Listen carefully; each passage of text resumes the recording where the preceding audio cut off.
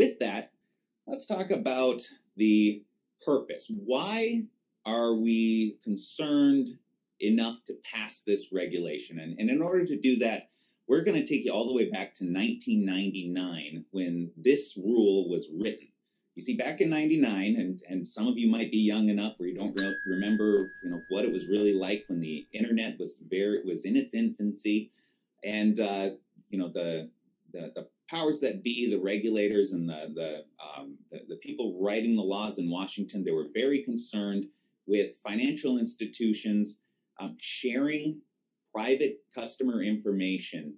And it kind of exploded as a concern because with the advent of the internet, suddenly the ability to share information with the advent of new computer technologies, sharing customer information and the fraud that came along with it, and just general consumer concerns about their information being out there and available to people that they didn't really know.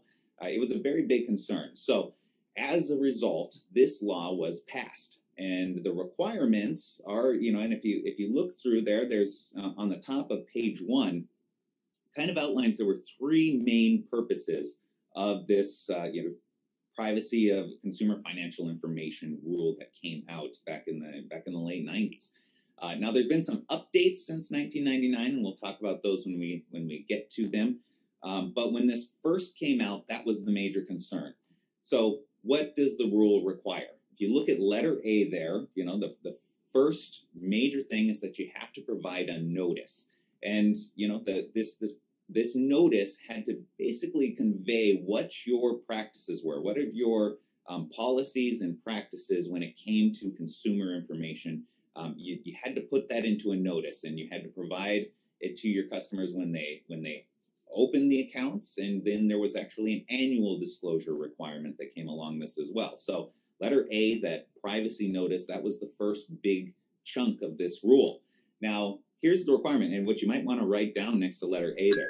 You have to provide this notice whether you are sharing information with unaffiliated third parties or not. Okay, so this requirement to provide this notice, it's regardless of whether or not you're actually doing any of the sharing that they're concerned about. So you provide the notice to let the consumer know what you're going to do with their information.